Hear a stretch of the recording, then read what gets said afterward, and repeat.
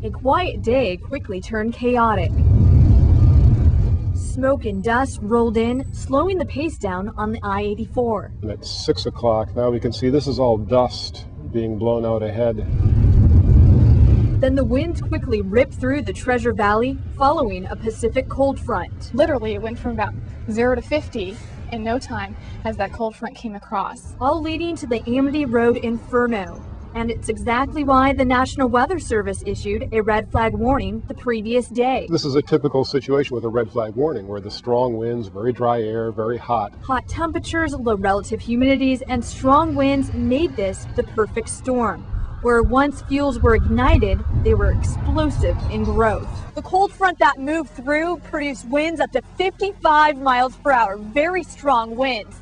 But once those winds moved up this ridge, they gained even more strength. Might have been in the 40 to 50 mile hour range.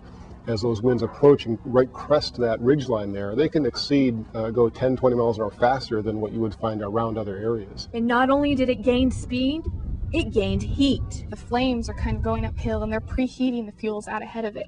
So you're getting fuels, you're now igniting fuels that are already drier than the surrounding area because of the flames ahead of it. With all of the ingredients in place, Mother Nature quickly turned a fairly quiet fire season into a busy one. Fortunately, the cooler temperatures today helped firefighters, but in terms of fire season, the heat, low relative humidity, and strong winds could very well be in the forecast till October. Reporting live in the studios from Tracker 2 meteorologist Jennifer Robbins, CBS 2 Eyewitness News. Natalie and Mike, the fires uncovered a nearly 2-century-old unmarked trail, and it's going to play a very important role in the heritage of many Boiseans.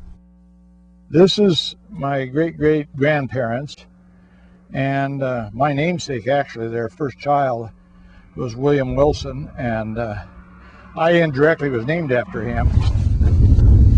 William Wilson is walking back in history, remembering the footsteps his family took in 1851. And my great-grandfather Wilson was a 1-year-old baby when they came out in 51.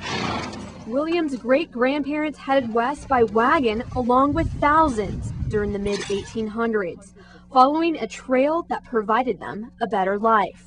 This is the Oregon Trail ramp down onto this lower level from the bench above us here. It was sagebrush like this that covered the trails that date back to 1836. Because I think of these trails as sort of my ancestors' tracks and a lot of other people's ancestors' tracks too that made that trail. The unmarked ramp has been uncovered since last week's Amity Road Inferno. Now William can clearly see the ruts embedded in this Idaho rock. It was probably never marked because it was on private property, and so they started with public land pretty much to begin with. After the Inferno, the Oregon-California Trails Association got approval from Idaho Power to line the Pioneer route with marking posts. This gives us a good reason to go back and mark it now that we can see it easily and get permission to mark it. William often thinks of the hardships his ancestors experienced while crossing these trails. And I used to imagine that maybe they camped in my backyard even, probably didn't, but it's fun to speculate about anyhow. A trail that was dug with shovels and picks, so pioneer grandchildren like William could flourish in the West. Just looking around this neighborhood, you can see how cruel Mother Nature can be. It was sheer panic. I was scared. I kept thinking about my life is in this house right here. Not all of Rod Poe's neighbors were as fortunate as he. 5 houses down, the only belongings left at this home are spread across the front lawn.